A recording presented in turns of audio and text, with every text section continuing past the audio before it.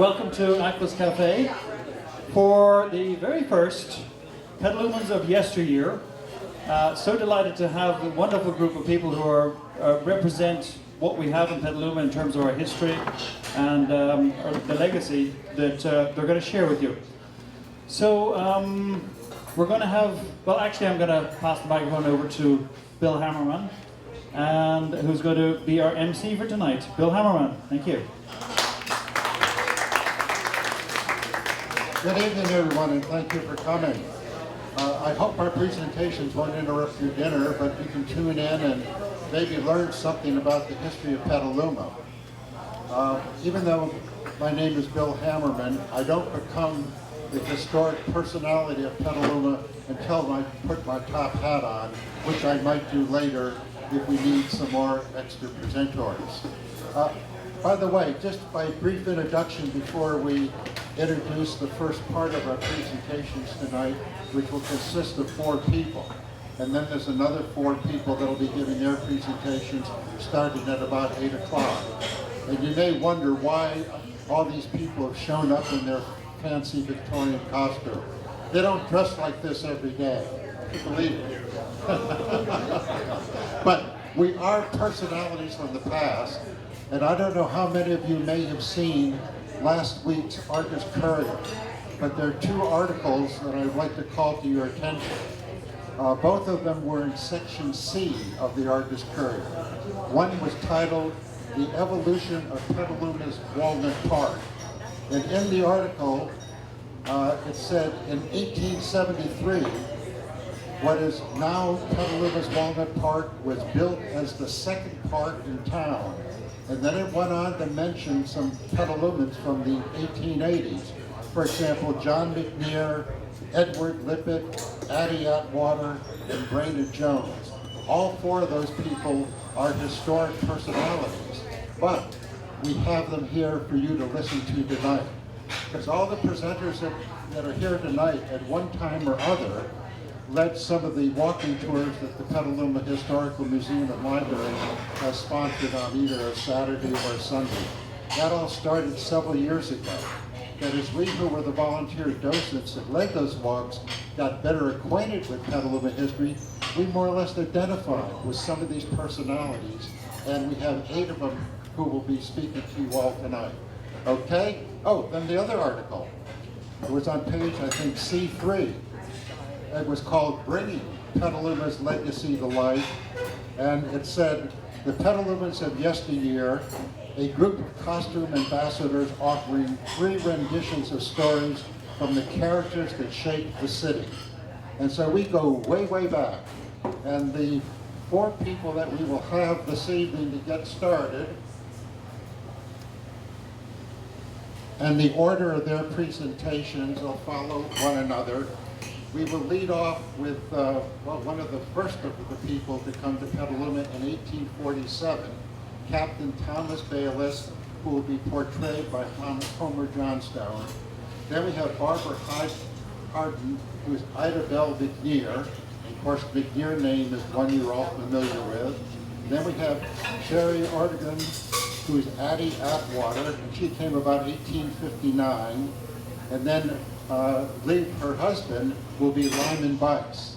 And so they'll be the 4 presenters who will take 8 to 10 minutes to share with you when they came to Petaluma, what they did here, and what their legacy is in the history of our favorite river town. All set? Okay. Captain Bayliss, if you would please.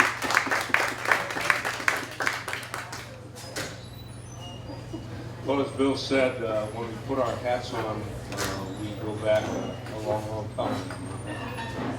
I'm Captain Thomas Fulcher Bayliss. I was, of all these people, I was the very first to get here to Petaluma, and I'm very proud of that. I was the son of a British Army officer who and I was born in Ireland, but when I was very young, why, my parents were stationed in Australia, and I grew up in Australia. You'll have to excuse me, after a couple hundred years, I've lost any trace of my Australian accent, which is more than I can say for other people. At any rate, I went to King's College in Australia and became a merchant seaman. I landed up in San Francisco in 1847, where I got a job working around the port for a few years. Then something miraculous happened in 1849, and I bet you all know what that is, don't you? That's right, there's a football team named after it. There was the gold rush. And San Francisco increased from about 1,500 people to 25,000 people within a year. And they had to have some means of feeding all those individuals. And that got a really big hunting market going to provide meat for those people. And Sonoma County was a fantastic place for hunting. All kinds of waterfowl, all kinds of elk and deer. And so literally hundreds of hunters paddled their canoes up Petaluma Creek about as far as they could get, which is essentially right here, and went out and hunted all over Sonoma County, and then brought their kills back and paddled back down to San Francisco to sell them. Well, I came up with the idea of maybe I could buy a schooner and come up and start a trading post at this hunter's camp, and kind of become a middleman. Then I could take their meat and ship it down to San Francisco, and at the same time bring supplies back up to feed them. So with a partner, David Fogsdale, I did that. We put our money together, bought a small little trawler, a little schooner, not a trawler, a schooner, and came up and started trading right here in Petaluma. For the first 6 months, the schooner was the trading post. Then we moved on shore, built a little place right across from where the clock tower is, and made it a trading post. And I handled the schooner part of it. That's why the sobriquet Captain Bayless, and my partner ran the store on shore. We became very successful very rapidly, and I expanded. I bought more schooners. I got involved in all kinds of other business activities. I was the first to start building a hotel, and the second to actually complete a hotel. My hotel was right next to my trading post. I built several warehouses. The first one was in 1854. It's now the Great Petaluma Mill, and you can see, if you walk by it, you can see the stonework from the wall. That was the original stonework from my mill, my warehouse that I built in 1854. Things really took off, and I became quite successful from a business perspective. My personal life, unhappily, was not didn't mirror my business success. I married a lovely young girl shortly after I arrived here, and we had 3 children right in a row. After the 3rd child, a week after we had the 3rd child, she wrapped a bandana around her eyes and threw herself into Petaluma Creek and drowned. you know, back then they said she had a fever of the brain. Today we'd probably call it postpartum depression. But there I was with a very young family, a burgeoning business, all these schooners to take care of. What could I do? Well, as fate would have it, my partner had recently died. So I married his wife, and we kept it in the family, and it turned out to be successful.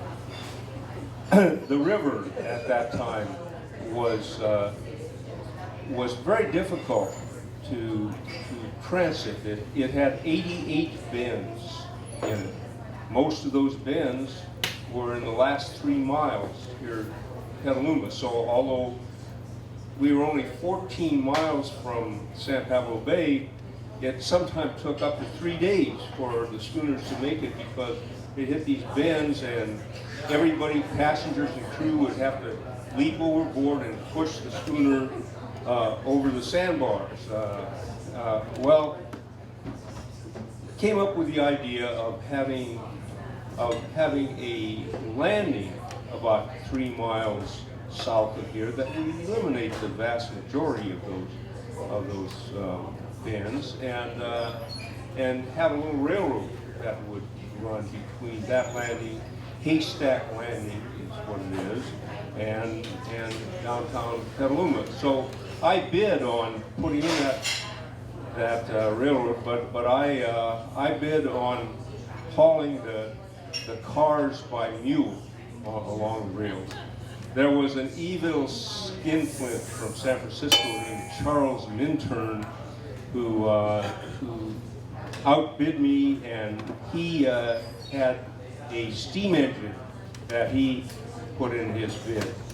Well, being such a grasping skinflint, he failed to maintain the steam engine, and it blew up and killed a couple people, and thereafter the cars were hauled by mule, just as I had bid.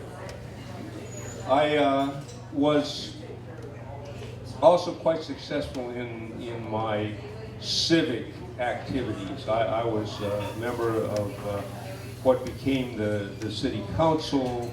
I was the head of the local Order of Odd Fellows. I was a captain in the local militia.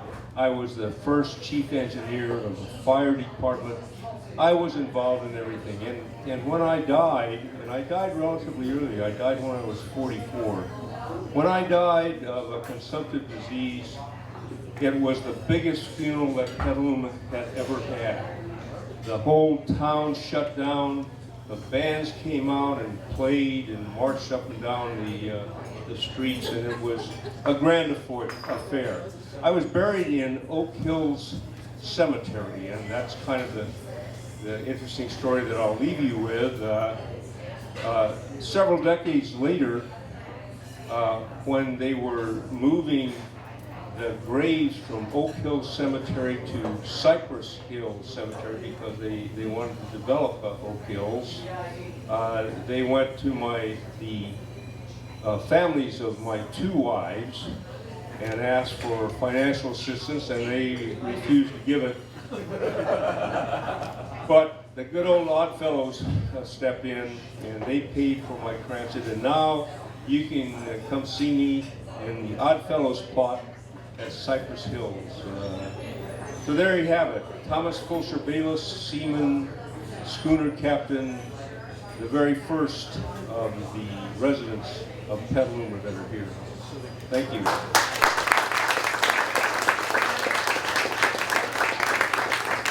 All right, next we have Barbara Harden as Ida Bell McNair.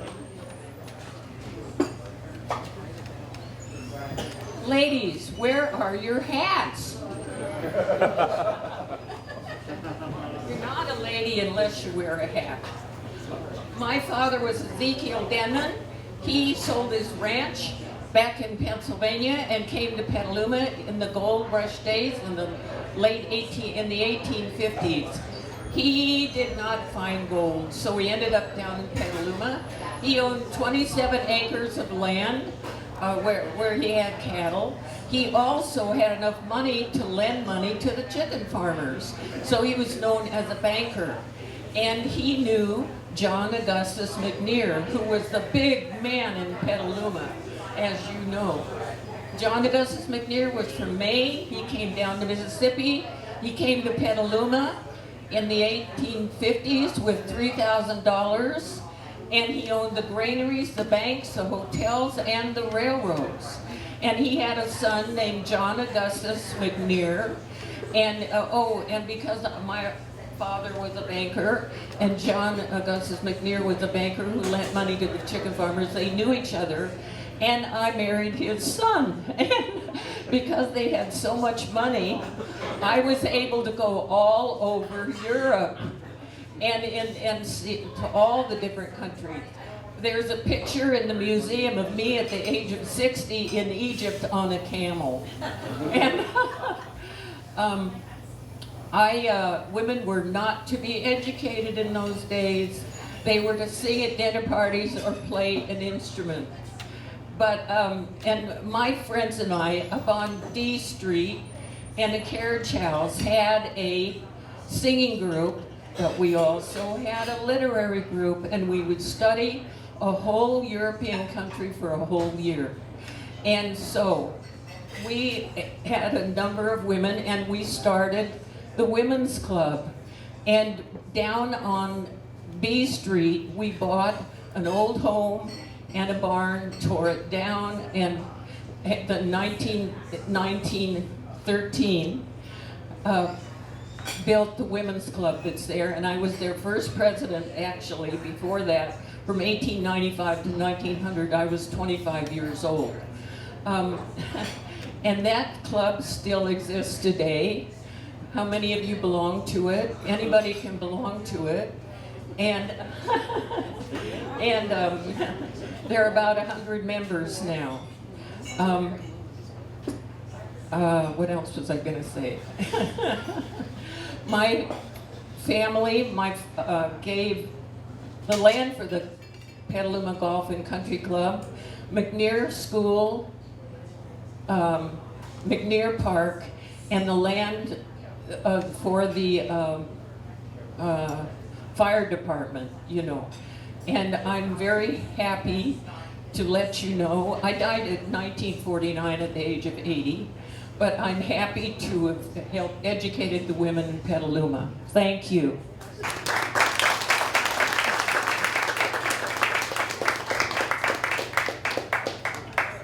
How these people remember all these dates, I don't know. All right, next we were going to hear from Addie Atwater, who was portrayed by Sherry Ottergren. Sherry? Hello, Addie Atwater here. Yes, my hat. I was actually born Ada Daly in Ontario, Canada in October of 1836 of a well-to-do family.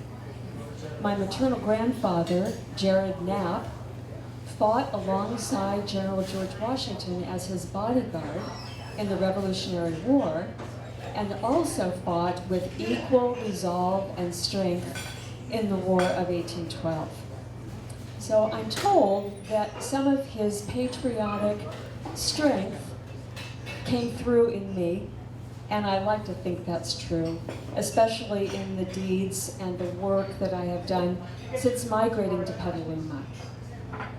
And so I spent my growing up years in Canada and New York.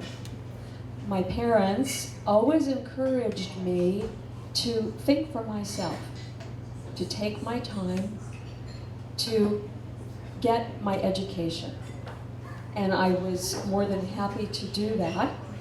But one day in Binghamton, New York, I met Mr. Henry Atwater, who was an accountant with the coal company at the time, and all bets were off because I fell in love with Henry, and Henry fell in love with me, and we married in May of 1856 when we were 20 years old.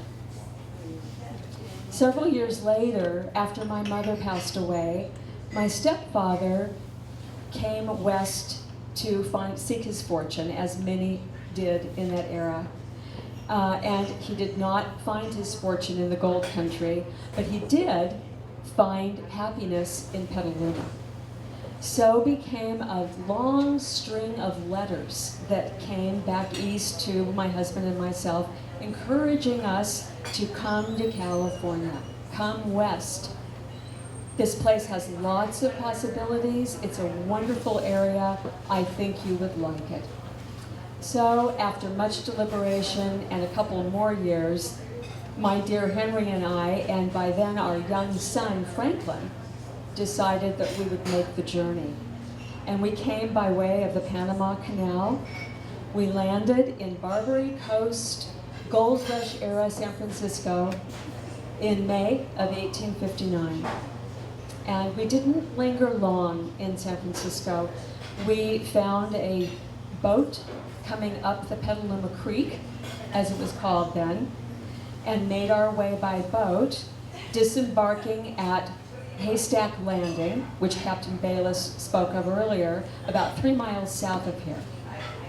Well, at that time, the population of Petaluma was barely 1,000 people. You can imagine what a sight it must have been. That's when I first laid eyes on Sonoma County, disembarking at Haystack Landing in the middle of nowhere, and there you are. Well, but I was encouraged. I was encouraged because some of the prominent families of Petaluma were very eager to meet us, and they were very welcoming. And that included the Wickershams, the Hills, the McNairs, and so that was of great encouragement to me. And so it wasn't long before I became involved with the wives of the prominent men in Petaluma. And in fact, several years later, Mr. Wickersham started the first bank, and we purchased our home at about the corner of E and 4th Streets from Mr. Wickersham's brother, Isaac Wickersham's brother. And of course, I dearly love my home, and I enjoy so much opening it up to members of the community. We celebrate, we have family events, we have city events, and I take great pride in the work I do there. And so I don't mean to brag, but I seem to be someone who can get things done. And so let me tell you, a few years ago, I started with some of my friends, the Petaluma Ladies Improvement Club. Now, the women of Petaluma did not need improvement. However, the town of Petaluma most assuredly did. And so one of our first causes was to do something about a vacant lot across the street from where I live that was in sore need of help. I'll tell you how it happened. I would gaze out of my parlor window at this vacant lot across the street, day after day. And my little son Franklin, of course, and all of the neighborhood children would play in the vacant lot across the street. Well, cattle would be herded through town, right through that vacant lot, down to the docks where they would be sent to the city to be sold. Well, one day, and I had watched stock break away from the herd. They would just run wild, and which was really quite a danger for my little son Franklin.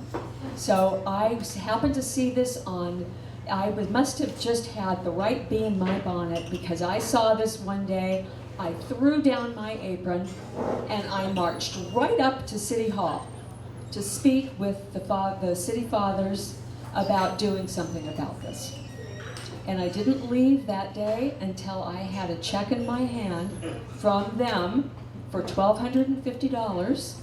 And I stopped by John McNair's office on the way out, and he gave me a check out of his own personal account matching that amount. So that gave me seed money. So the Ladies Improvement Club and I, my friends and I, went on a fundraising rampage.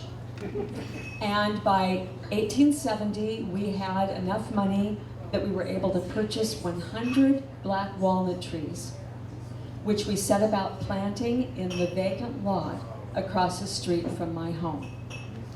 And so some of you could probably guess what that vacant lot became. Walnut Park. Walnut Park. And so early on, we made sure that there was a water tower, a well, and it had a very nice picket fence all around, and it was a big improvement for Petaluma. And so, and then the other story, and I'll leave you with this one, is the library, the Carnegie Library here in town. I sold the land that library is built upon belonged to my husband and myself. And dear Henry and I sold it to the library board for half its market value, $2,500, so that the Carnegie Library could be built. But there was a stipulation that it must always be used as a library, and if it ceased to be, that the deed and all of its contents would be rescinded and would be given to my descendants. And so, to this day, in the upstairs area of the museum, what is now a museum, there is a research library, and I like to think that that is to honor the agreement that I made with the library board many years ago now. And so I lived to be 75 years old.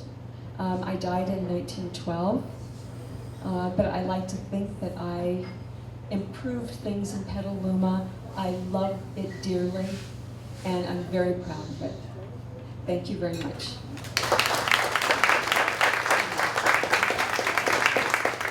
Thank you, Addie. That is quite a story. And since you mentioned the museum, I believe there's an exhibit on display in the Historical Museum now dealing with Women's History Month. And they have quite a display board with other stories of women who have helped make Petaluma what it is today. By the way, I forgot to mention at the introduction, no one can leave until you pass the examination that we're going to pass out at the end of the program. Okay.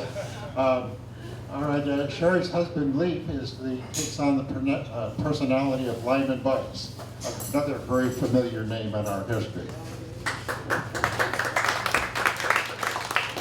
Not everybody can remember all these dates, so I'm sorry I have to have a few notes here. But anyway, my name is Lyman Bice, and there is no building, no street, no park in Petaluma named after me.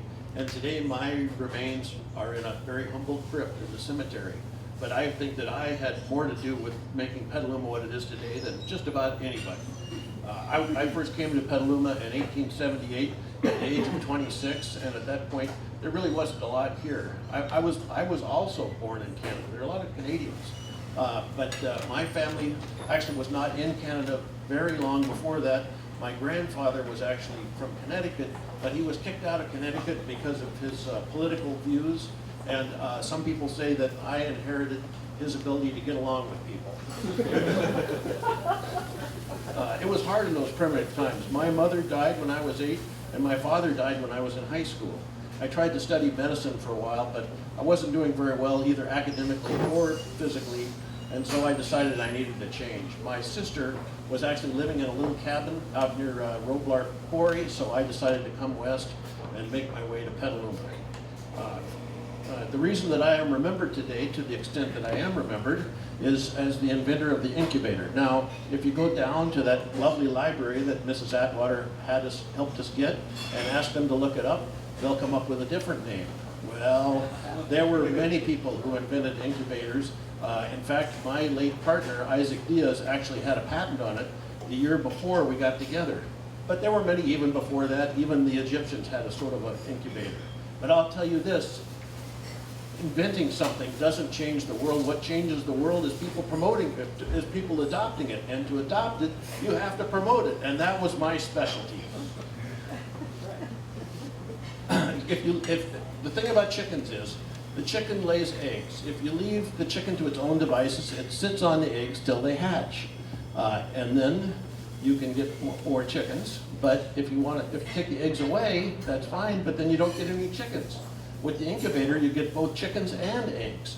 It was a revolution, and it was a wonderful idea, and I think it was my idea. So the thing about it is you have to keep it at 103 degrees. And we didn't know that to start with, but then Isaac came up with this idea, the first original incubator. Basically, it was a box that had the eggs in it, and underneath it was a lamp, a coal oil lamp, and it had a little bellows arrangement that regulated the temperature, and it kept the box at the right temperature. And that was the first working incubator, and it was just a wonderful device. And Isaac and I were the same age. He was actually a dentist from New Orleans. We got on very well, and we were friends, and it was really very nice. Now, some people think that I did not treat his widow very well when he died in a hunting accident 2 years later. It's true that I ended up with the company and she ended up with nothing, but times were hard. And it took a long time to get the whole incubator business going. It really didn't really get going till about the turn of the century. And I did a lot of promoting. The first thing that Isaac and I did is we took it to the state fair and we won a prize. That really got everybody's attention. And then I also learned that if you give people something to look at they haven't seen before, they pay attention. So I started going around the country with the incubator, showing it different ways. In Portland, they had a fair, and I had actually alligator eggs in it. That was a big surprise. I think the height of my situations like that was in 1902. I was at a fair, and I opened up the incubator to the people standing by, and there was a human baby. That got their attention. And things built and built, and by the turn of the century, we'd actually shipped 20,000 incubators. About that same time, I built a factory on Main Street, and I built my wonderful house at 226 Liberty. It's still there, beautiful white house. Things were going very well, and but the other thing that we really had to overcome to get this going was the transportation. You know, it's great to have these eggs, but we had to have a way to get to the customers. Well, here in Petaluma, we had the creek. Today it's called the river, but at the time there were no cars, there were no trucks, there were really almost no roads. It was a day to get to San Rafael. There was a reason why they called those wagons buckboards. Not ideal for egg transportation, but the river was perfect. So we had that great advantage. Plus we had a lot of land. It was fairly cheap, and it didn't take very much to get into the poultry business. It was a pretty low bar to get over to get set up as a poultry farmer.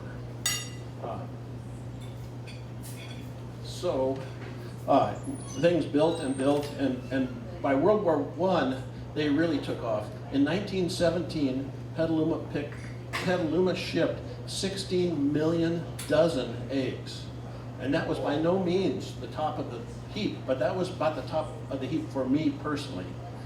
My son Elwood went off to France to fight in the war, and he came back all right. He made it back from France, but then in 1918, before he could get home, he caught the flu and he died.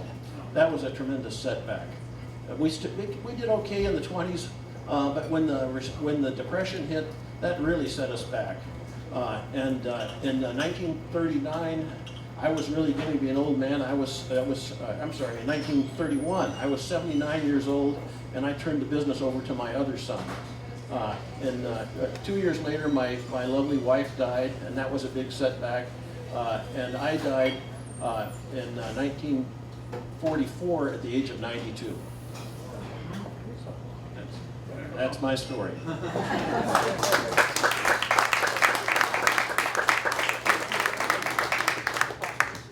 Okay, thank you, Lyman. John, we're kind of on schedule. What's your pleasure? You want us to take straight on, or do you want to? Well, it's your call. Straight on. All right. Yeah. Why, we still have an audience here? Or you want some more, folks? No extra charge. Okay, let's see. With the second team of presenters, as we said earlier, we're going to have Isaac Wickersham, which is portrayed by Marshall West. He will be followed by Linda and Steve Buffo, who take on the personalities of Edward and Sarah Lippin, which was mentioned in one of these articles in the paper. and then it'll be Susan Coolidge, who's Claire McNear, and if you're still patient, I'll take on the persona of William Howard Pepper. So there we are. Okay? Mr. Wickersham, if you would please.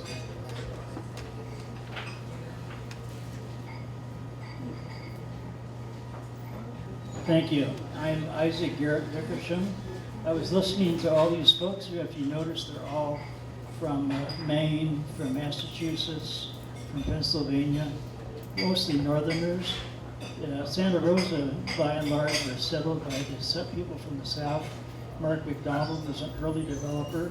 I think he was from Mississippi. That had some interesting confrontations during the Civil War. There was one incident where there was an early victory by the South, and they were celebrating in Santa Rosa. So the folks here in Petaluma decided to show them a thing or two. So they all got on their horses. They're going to go up Stony Point Road and show them something. So they took off. By the time they got to the Washoe House, it was quite hot. They decided to stop off for a quick one. So they got off their horses, went into the Washoe House, had a brew, and that was really good, and had another. And by the time that they ended up that day, they had no energy to go forward to Santa Rosa. So they came back. That was the end of that confrontation. Myself, I came from western Pennsylvania, a little town of Newcastle. I was the third or fourth generation. The original Wickersham emigrated from England back in the 1700s. I was born in 1820. My father was a farmer. He had 11 children and quite a large family. There were 11 children. I was the youngest. My brother Thomas was the oldest of the group. When I was aged 5 in 1825, my father passed on. So Thomas, being the eldest of his boys, took over the farm. So he was almost like a father to me. At the age of 15, I decided not to stay on the farm.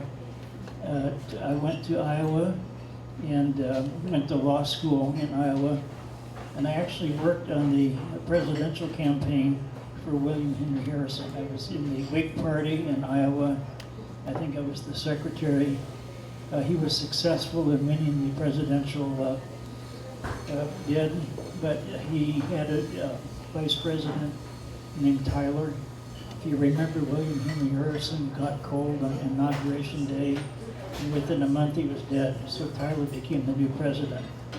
At any rate, I decided I was kind of footloose. I wanted to come out to California to see what all the hubbub was about.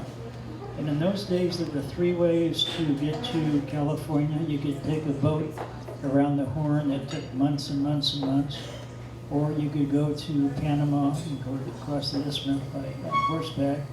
There's a 3rd way, which I took. I went to Veracruz, Mexico. There's a thin part of Mexico. Went across there and caught a boat for San Francisco.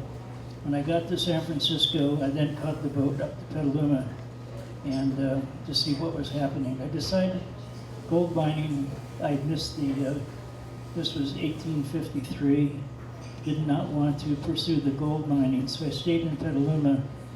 I became a banker, and my first endeavor was to raise hay at a Denman Flat. I raised 300 ton that year, very successful. But because of my law training, they put me into service as the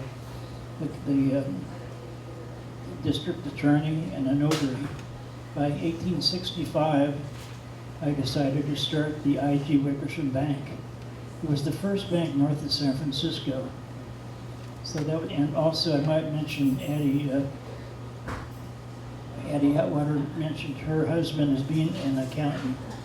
By the time he came out, I had a ready job for him. He became the vice president of the I.G. Wickersham Bank. In fact, they bought the house that my nephew Jesse had built at 4th and E.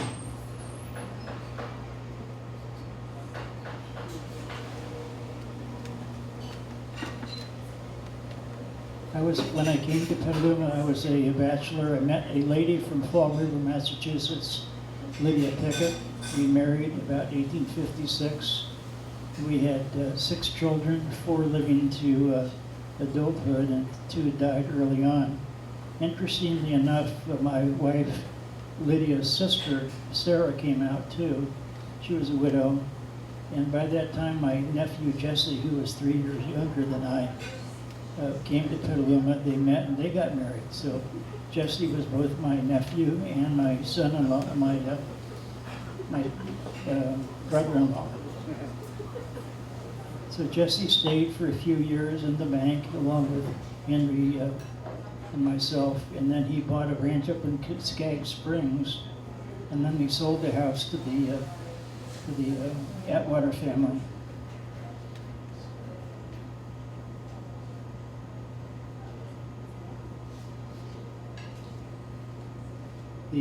There was a terrible crime committed up in Skag Springs. My nephew, Jesse, was murdered along with his wife. And it was a crime not really ever solved. They had a candidate who they thought might have done it, but that person hung themselves in their cell by like a sheet, and so they never went to trial with it. It was quite the incident in Sonoma County at that point in time. I had some great neighbors. I bought a land at 6th and D, and right across the street were the Lippett's. They lived right there in the corner. And Hiram Fairbanks lived down the street. The house that I built was huge. It was a Victorian, and it stretched from C to D, and from 6th to 7th. It was like a square block. It had rose gardens. It had a tank house for water, and now it's been subdivided. The house itself was later moved, actually demolished and moved down to 3rd Street, which is the boulevard, and it's now the Metro Hotel. So if you drive by the Metro Hotel, you can kind of, you see elements of it, yeah. It was the servants' quarters. The main house got dismantled. And in its place, my daughter, who lived in that lot, built a Spanish revival in 1926. It still stands, beautiful house. The rose garden is gone. They built the pool in its place.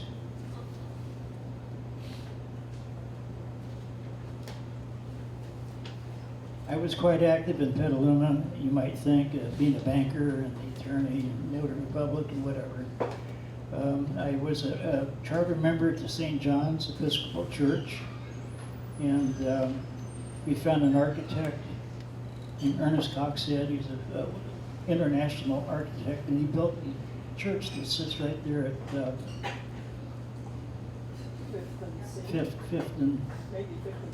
Fifth and C, yeah. Yeah. I was also a charter member of the Masonic Temple, and that got built in 1882. It's a 3-story, still stands, still an active chapter.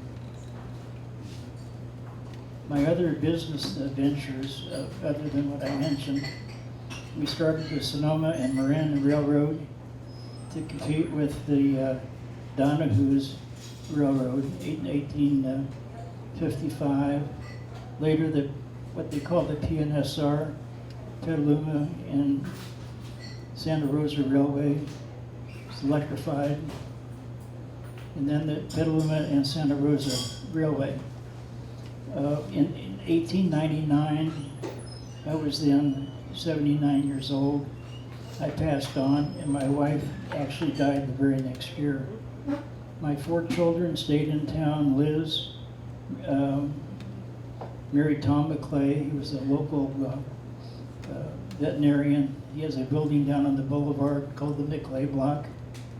And my other son moved to Fresno and went into business there.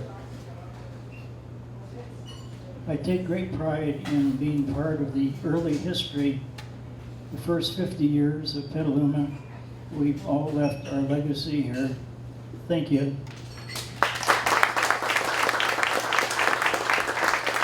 Thank you, Mr. Richardson.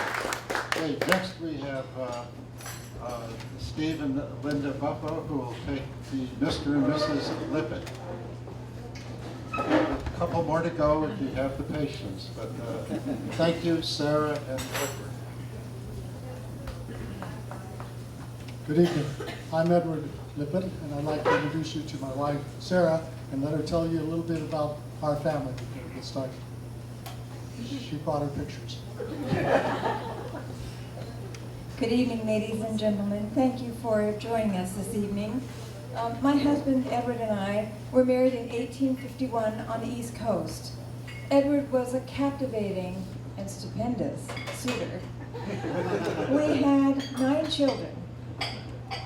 Of the 9 children, only 5 grew to be adults.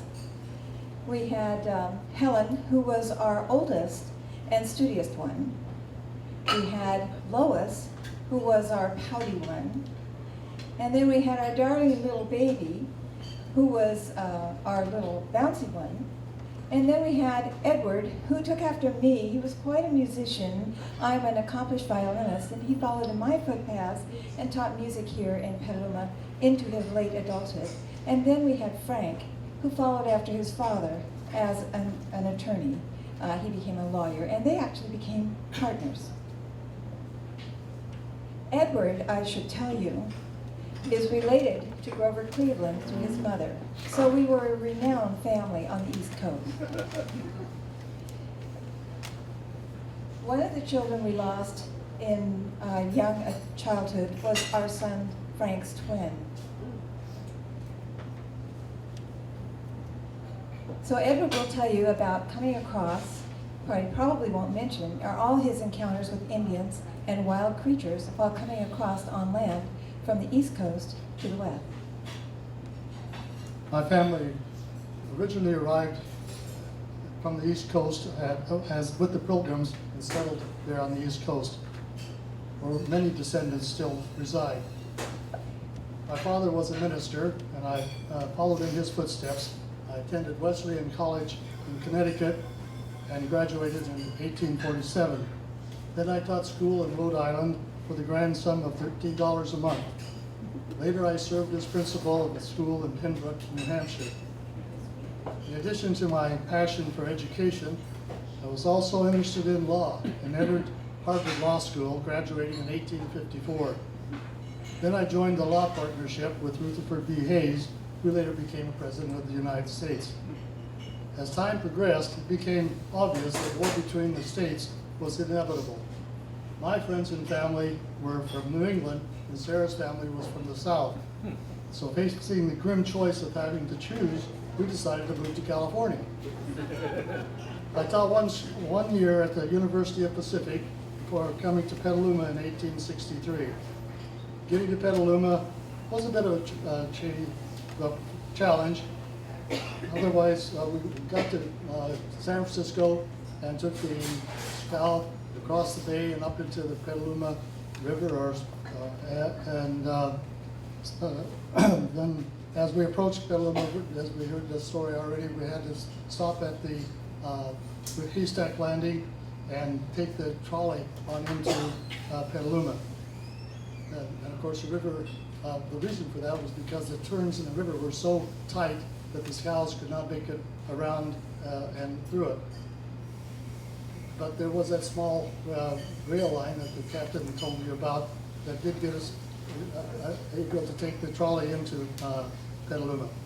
Later on, Mr. McNear, who we know was a very important businessman, decided he needed to have the scow sail all the way into Petaluma.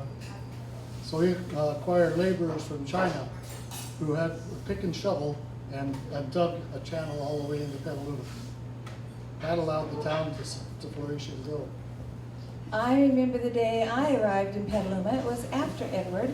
I came around the Horn, and when I landed at Haystack Landing, it had been raining, really raining. So the streets were all full of mud. And so before I stepped off of the trolley to get ready to go into town, my Edward put down boards so that I wouldn't get my petticoats all dirty. Edward built us a home at the corner of 6th and D Street in 1864. It was a grand, glorious, beautiful Victorian home. It had a mahogany staircase, had 3 bedrooms, pink, blue, and red. It had a parlor that we had turned into a music room where I could teach my lessons, and a library full of choice books where Edward could entertain his male friends. The grandest room of all, the grandest part of our home at all, was our conservatory where we had rare books. That was Edward's favorite room. There he raised his plants and had his time to relax and enjoy his afternoons. As Sarah has said, we built the house at the corner of D and 6th Street. Friends asked, "Why are you building out in the country?" When we came to Petaluma, the actual city was limited to Petaluma, B Street on one side and 6th Street on the other. In 1865, I started construction of the Methodist Church and served as pastor there until 1867. I erected a private academy at 625 D Street, which had over 500 children on 2 floors. There was no school fund, so I had to depend on the monthly bills of pupils for my salary and that of my staff. My husband was very progressive about education. He believed that boys and girls should be educated together, and in our time, that was very progressive. He believed that young ladies should have the same opportunity as young men, and that they should have the full joy and training of the studious halls of learning. Unfortunately, my venture failed, and I lost my entire investment. Later, the city bought that building and became the first high school in Petaluma. Some of the posts that I held were pastor of several churches, attorney for several businesses.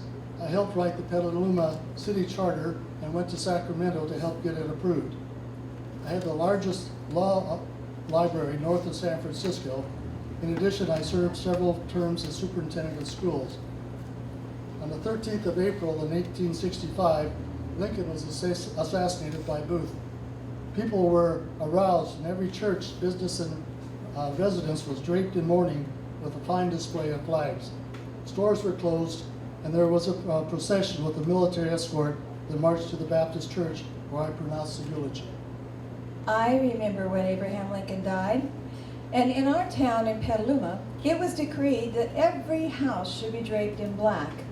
If that house was not draped in black, it was to be burned to the ground. I guess you could easily say that Petaluma was Northern sympathizers.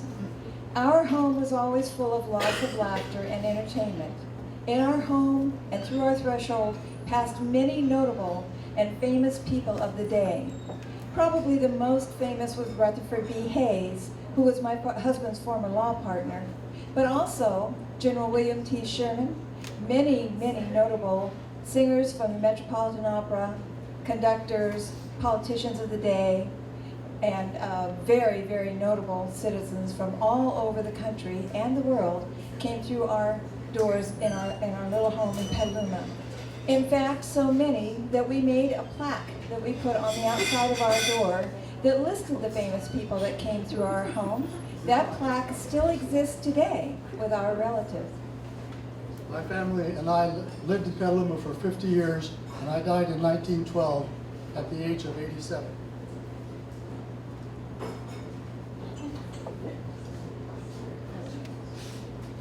And I died on July 4th, 1919, at the age of 87 as well. Edward and I, our children, my mother, our grandchildren, and numerous relatives are buried up there with us at Cypress Hill Cemetery. And we even have living descendants living here in Petaluma today and in surrounding areas, and we're very proud of our heritage. In fact, we have a very famous relative who just this year was a presidential candidate from our home state, of Rhode Island. He was the governor of Rhode Island, and his name is Lincoln Chaffee, and he is related to us. So we would like to take this opportunity to encourage you to write down your story, because you can see how interesting ours is, and ours continues on today. So we would like to ask you to take a moment or time, think about your story, and then start to write your story for future generations to enjoy as well. Thank you for joining us today.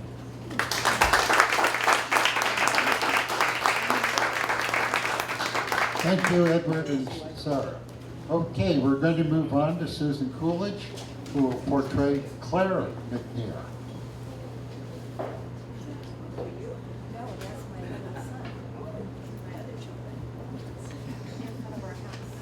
Good evening. I'm Clorinda Williams McNear.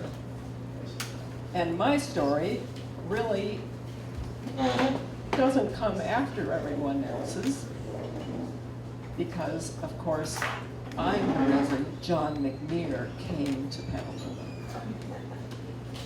And he came to Petaluma because my father, George Bailey Williams, who was a farmer outside Wiscasset, Maine, got called to the gold rush by his brother John. Now, when you hear my story, you're going to hear so many Johns and Georges that you're going to wonder what our families were thinking. Well, John and my father were second cousins, so that's part of it. They shared some of the Johns and Georges. Anyway, we grew up in Wiscasset, Maine. I knew John from early childhood, of course, since my father was his cousin. I was born in 1837, John in 1834, or 3, depending on whose story you believe. But I want to tell you something about Wiscasset, Maine, because it parallels Petaluma, and it's a beautiful little village, still standing today. But Wiscasset derives from an Indian term for at the hidden outlet, or place where three waters meet. It sort of makes you think of Petaluma, doesn't it, where we can't agree on what it means. It was a shipbuilding center, and John was the 7th generation of American-born people of Scottish ancestry. And he was born in the 1730s. That's a lot of generations. Generations were shorter then. It's part of it. Well, John first studied to be a teacher, and he completed his training. But then, remember the Johns and Georges. One of my father's brothers had a mill in Pascagoula, Mississippi, on the Pascagoula River. And he called for John to come help him. Now imagine calling for someone to come help you in 50 something.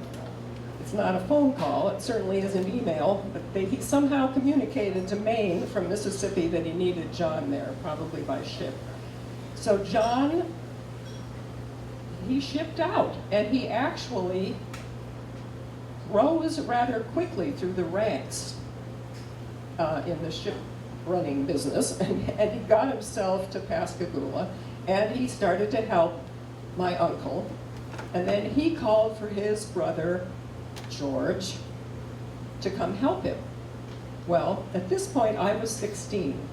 I was 12 when my father left the gold mines, leaving my mother and my 3 siblings and me on 100 acres in Wiscasset, this farm.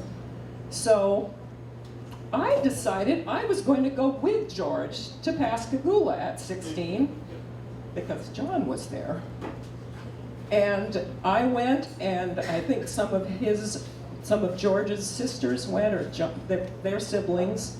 A number of us all went to Mississippi, and once there, John and I fell in love. I think I probably already knew half of us were in love. And we were married and had our first son. Now you'd think someone would remember this, but I have to look. It's a very sad story about my sons. I had, it can stay there. I first gave birth to George Augustus in 1856, and he died that year.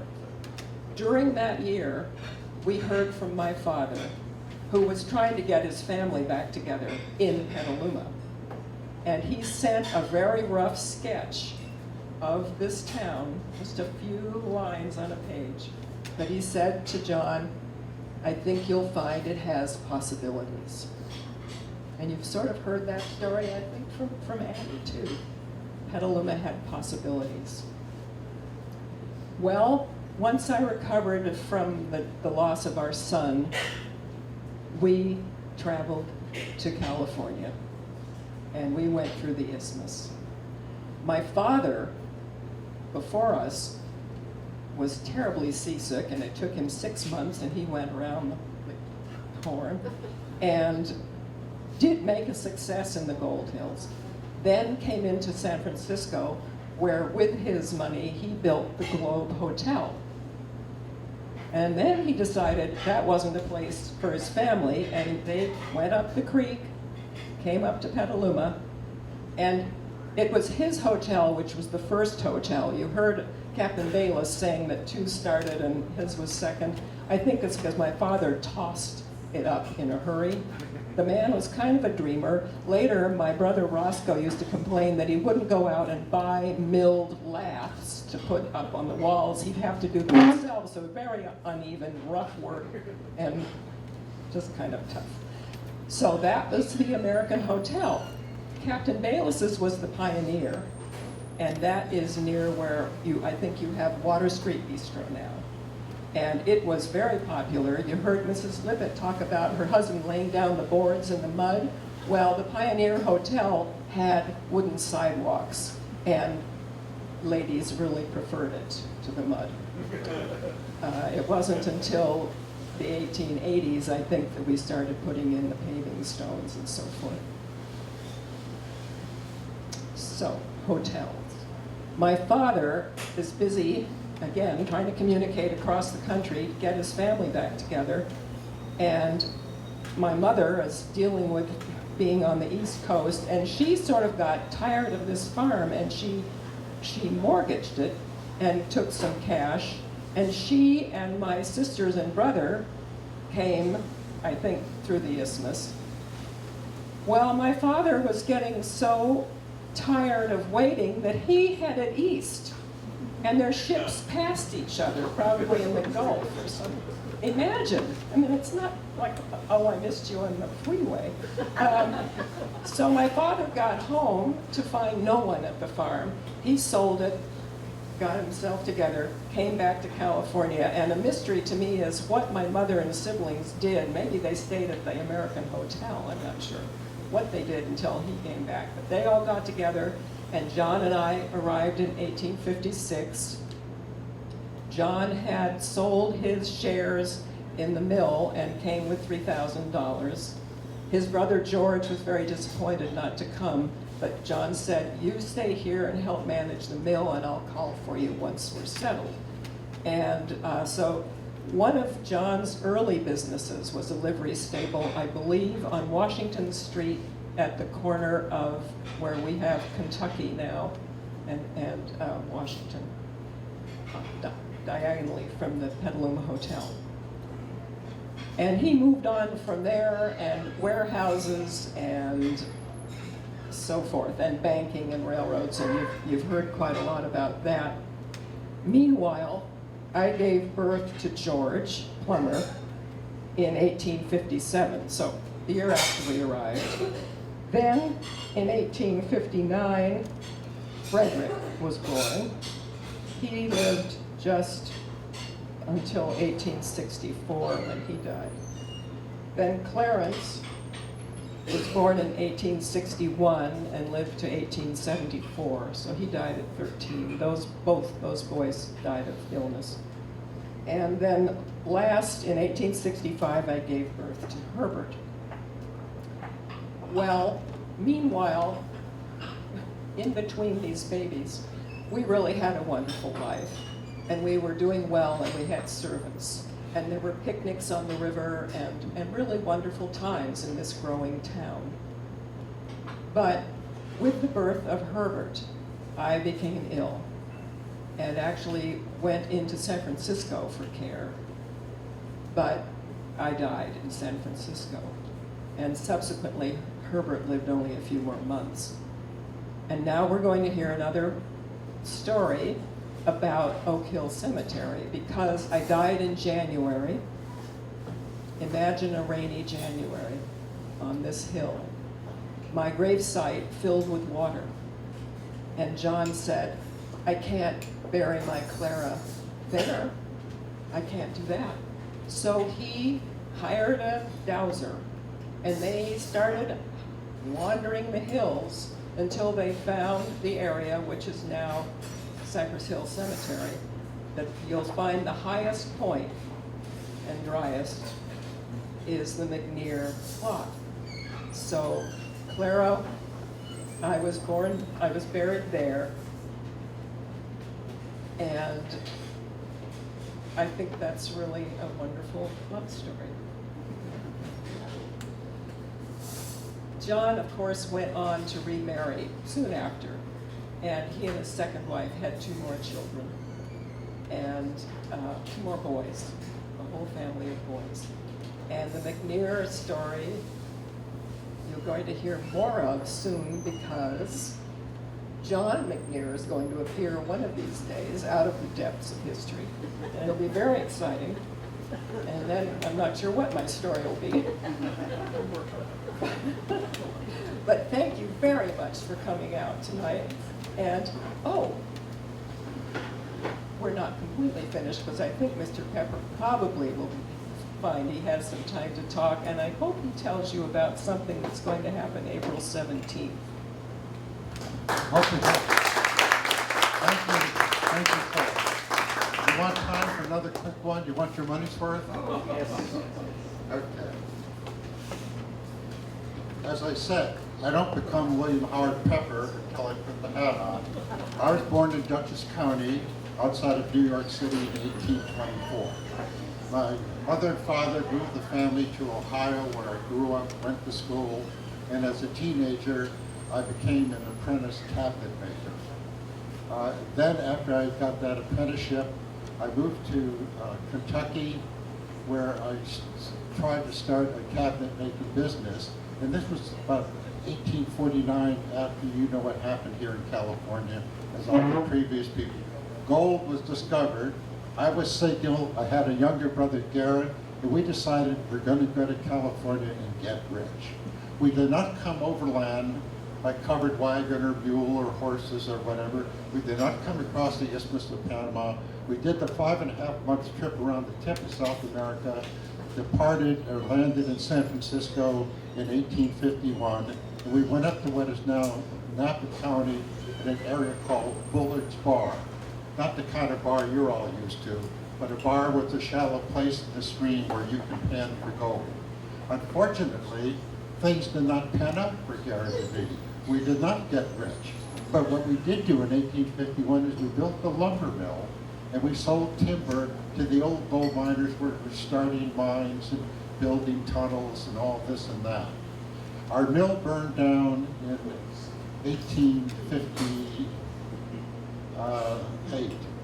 57.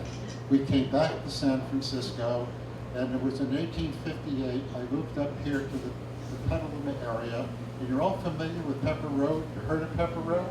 That was named in my honor. You go 6 miles out west of Petaluma on Pepper Road, and it intersects with Pepper Lane, and there's a house there, which I built there eventually, because I'd accumulated several of the land grants from different owners, and built at that time, which was one of the largest nurseries and orchards in Sonoma County.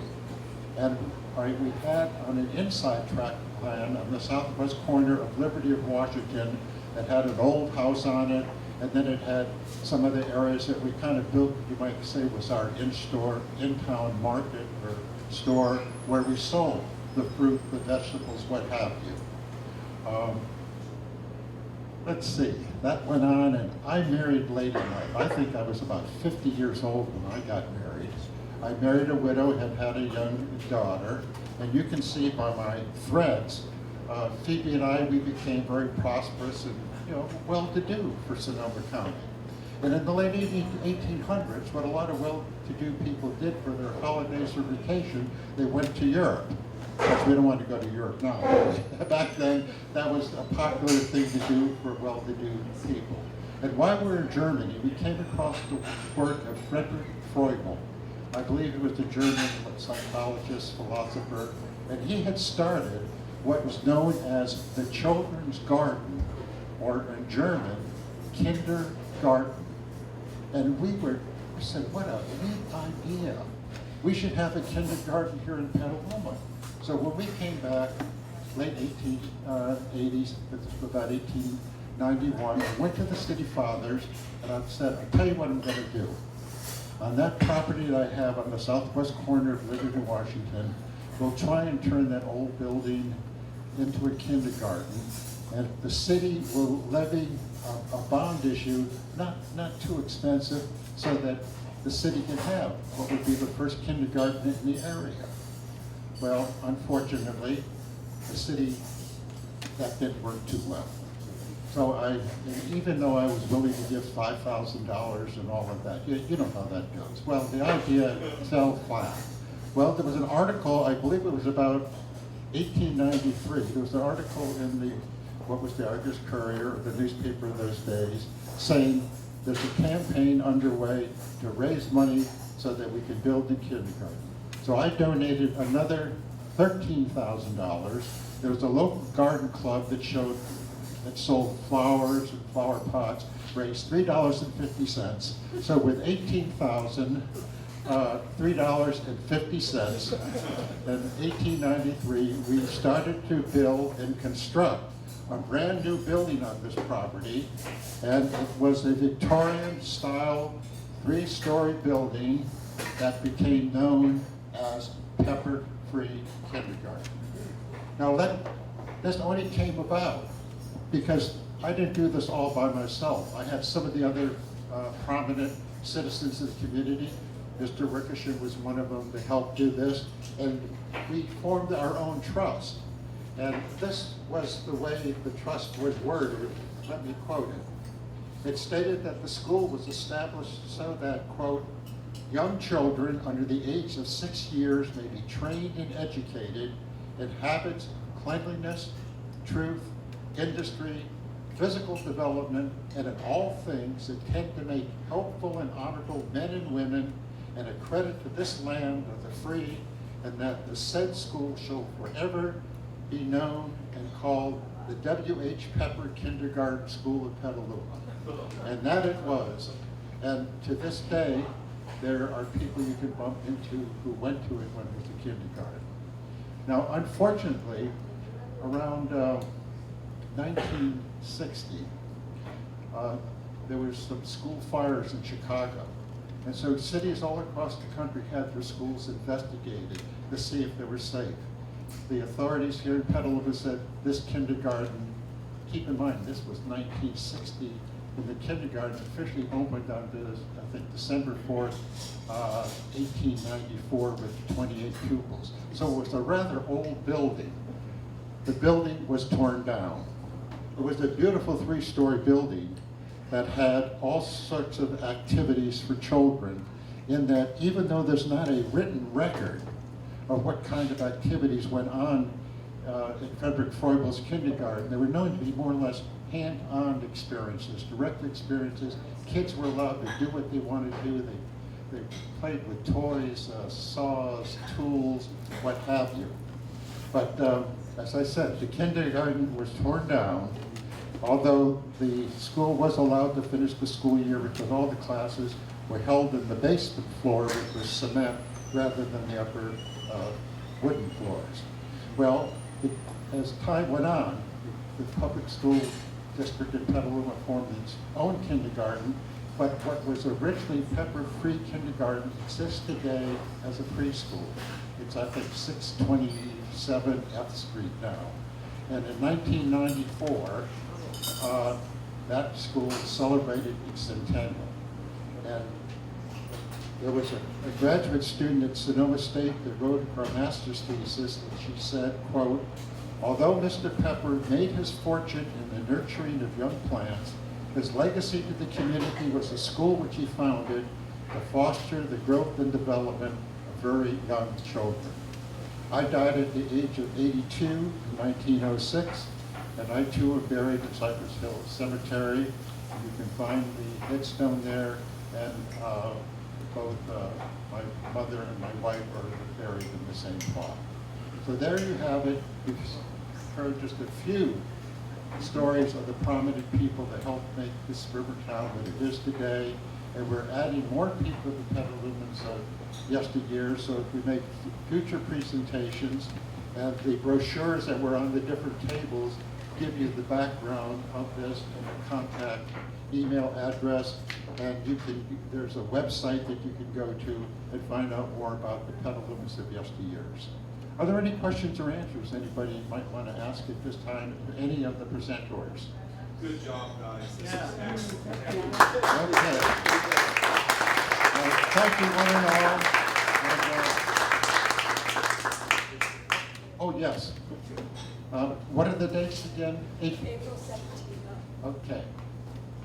The Petalumans of Yesteryears, we have monthly face-to-face meetings at the museum where we schedule presentations like this, and we've made them to some of the senior housing complexes in town, some of the civic organizations, Lions, Elks, what have you.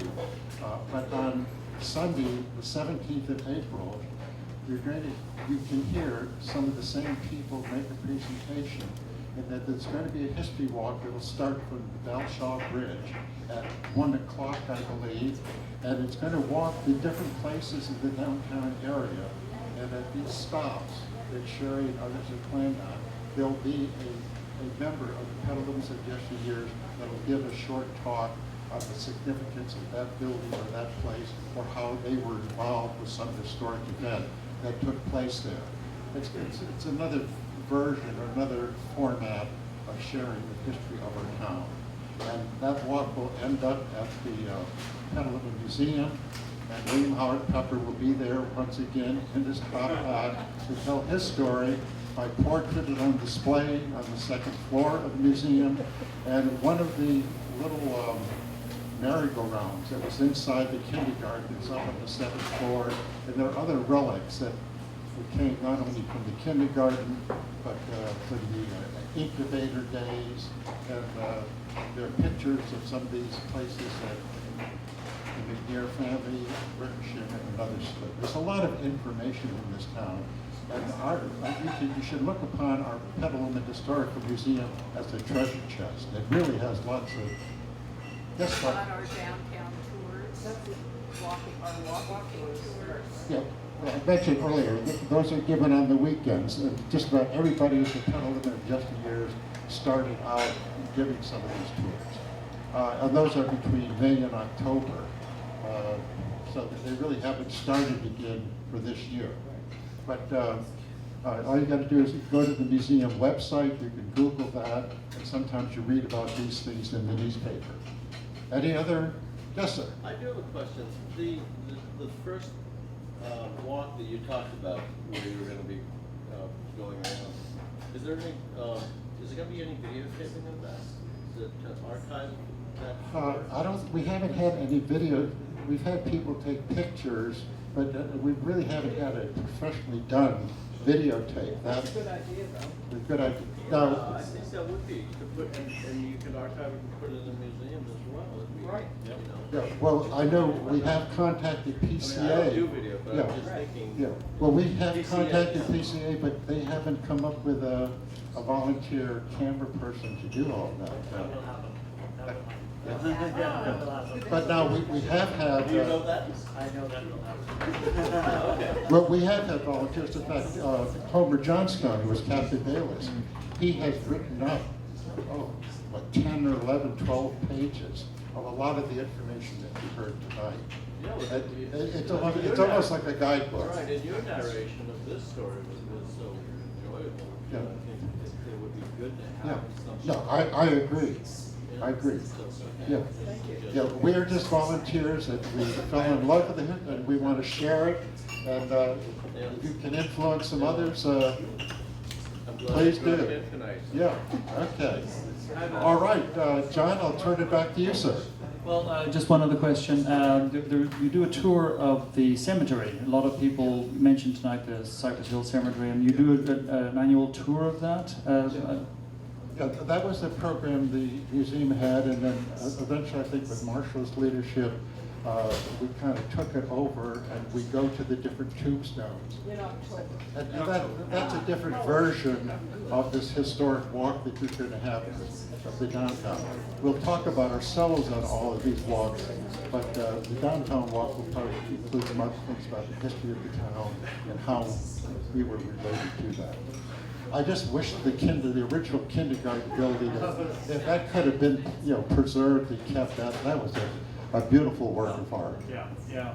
That and the old town hall, and I recently became a member of the Petalumans Odd Fellows, and I've seen a lot of your names, the Wickers. I mean, all of the Baylesses and the Wickershams, all listed as members of the Odd Fellows, and it's been wonderful to look through the old ledgers and see that.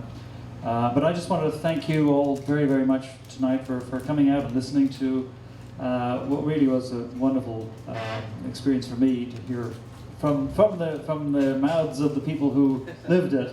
Wonderful experience. So thank you very much indeed. Thank you.